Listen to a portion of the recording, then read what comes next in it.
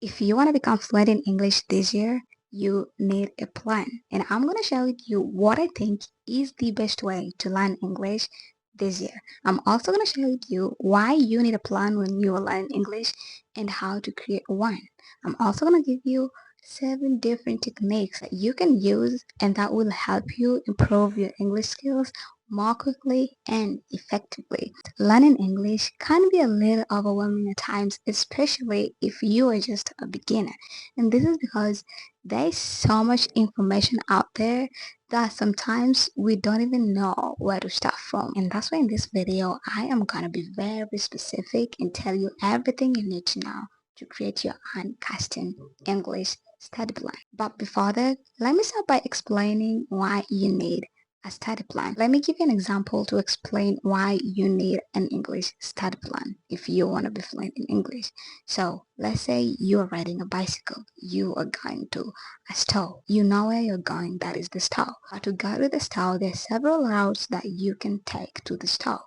Before you start riding your bicycle, you need to decide which route you are going to use before you start riding the bicycle. So let's go back to English. When you're learning English, your destination, which is the start, is the advanced level or the fluency level. So to achieve that fluency level or to reach the advanced level of English, you are gonna need to know which route you are gonna take to get there. Whether it's the skills you are gonna have to improve or learn to get there. And that is why you need an English study plan before you start studying. And every learner's plan is gonna be different according to what they want to achieve. So you need to know why you want to learn English and be fluent in it before you start studying it. Do you want to study English so that you can get a better job, or do you want to study English for your exams, or do you just want to study English for traveling purposes, or maybe you just want to study English for communication? You need to know the reason why you want to learn English before you start learning it. Once you know the reason why you are studying English, I want you to list down these 7 English skills. It is very important that you list down these 7 English skills: speaking skills, writing skills, listening skills, grammar, vocabulary, reading skills, and lastly, pronunciation. After listing down these skills, I want you to think about how good you are at these skills and rate them from 1 to 10. 1 being the best and 10 being the least. So let's say your speaking skills are good, you are going to give it a 2. Your listening skills are not that bad, you're going to give it a 3. Your vocabulary is not that good, gonna give it a 7. Your grammar is fair, give it a 5. Your writing is not that bad, rate it at 4. Reading, you are still struggling with reading fairly, rate it at 5. Your pronunciation, not that bad, you rate it at 2. I want you to really be honest with yourself. If you know you're not good at that skill, just give it a higher rating to mean that you are not good at it. If you are good at something, give it a lower rating to mean you are good at it. So once you've rated your skills according to how good you are at them, this is how you are gonna create a study plan.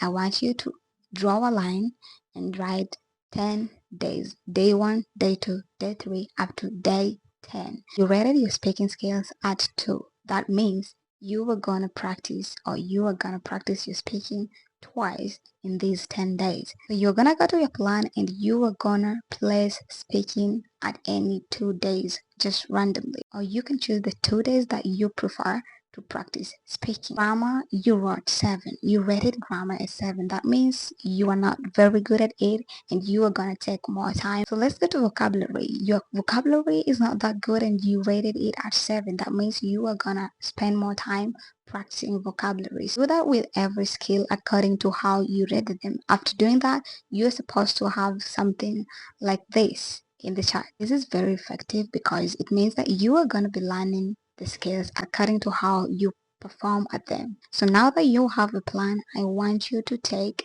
30 minutes.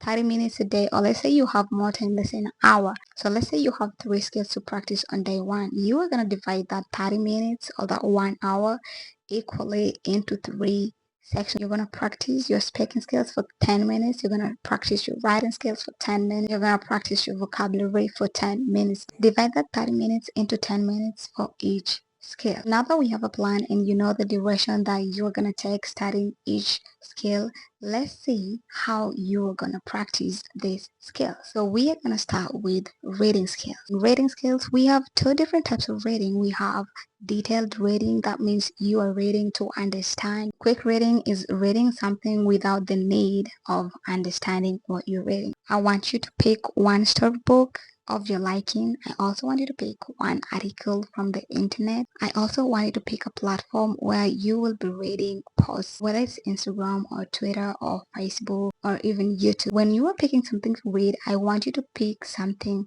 at your level. If you are just a beginner, go for a basic storybook. If you're intermediate, go for an intermediate storybook. So when you have a reading session in your plan, all you have to do is pick that storybook that you chose and read it, or just pick that article that you chose and read it, or go to Instagram and read one post in English, or go to Facebook, or maybe it's YouTube or Twitter, read one post or maybe 5 posts according to the time or the duration that you're using. The next skill is writing skills. So what you're gonna need for your writing skills is you are gonna need a notebook or an English journal or maybe your diary. You are gonna be writing on your notebook every English word you learn. You write it on your notebook. You can write a story in English. You can write an essay in English. You can write your thoughts in English. You can also write comments in English on social media. Let's say, for example, this video, you can leave a comment in English in this video to practice your writing skills. Whenever you're practicing writing in English, you can pull out your notebook and start writing English, or you can write a post online, or you can write a comment online. This will help you improve your writing skills. Remember, the more you do it, the better you get at it. The next skill is listening skill. This is literally the easiest English skill to learn. All you have to do is listen to English. Any form of English, whether it's a podcast, whether it's an English song, whether it's an English movie, anything in English, listen to it. So for your listening skills, what I want you to do is I want you to listen to an English movie or an English video without subtitle first for 2 minutes. After you finished, I want you to listen to it again with subtitles, this time with subtitles for 2 minutes. And I want you to listen as you read what they're saying. And it's going to be a little difficult to multitask reading and listening, but I want you to try it. This is going to help you know how to pronounce words. See as you hear. You see the word and you hear how it's pronounced. This is going to be very helpful when you are practicing your listening skills. The next skill is your speaking skills. Now with your speaking skills, there are several ways to practice speaking in English. The first and the most common method is by mimicking or imitation technique. And this is basically where you say something a native speaker or someone saying in English exactly the way they're saying it. You listen to them saying it, you say it exactly the way they said it. That is the imitation or the shadowing technique. The next thing you can do to practice your speaking skills is speaking in front of a mirror. Stand in front of a mirror and speak to yourself out loud. Speak to yourself in English. What do you love about yourself? What are you going to do for the day? Do you like what you're wearing? Talk to yourself in English. And the more you do it, the more confidence you are gonna gain to speak in English. That way to practice your speaking skills is speaking to other people in English. And I know it's very difficult to find someone to speak to, especially if you're from a non-speaking country. So all you have to do is maybe find a language exchange partner online or join a language speaking community online where you can meet other learners from the world and speak to them in English. This will also be helpful and will help you practice your speaking skills on a basis. The next skill is your vocabulary. When you are practicing your vocabulary, you are also going to need a notebook and you are also going to need your English basic storybook. You are going to write every single new word you learn or you read, and if you do not know the meaning of the word, you can check it out, know the meaning, write an example sentence with the word or using the word, and check out the synonyms and the antonyms of the word. An antonym is an opposite of a word.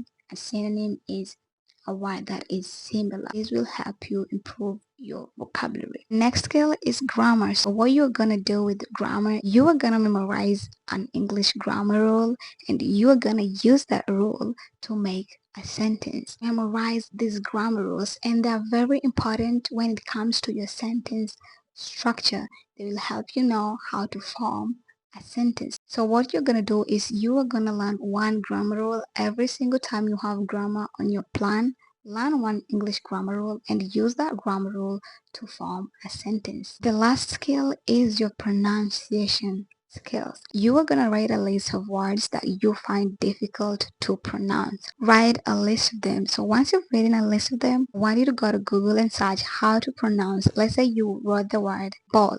Go to Google and write how to pronounce the word ball. It's gonna help you pronounce that word. You can play several times and master it. Once you've learned how to pronounce the words, you can start pronouncing them by yourself. You can continue practicing pronouncing them by yourself by speaking them out loud. And that's it for today's video. Bye bye.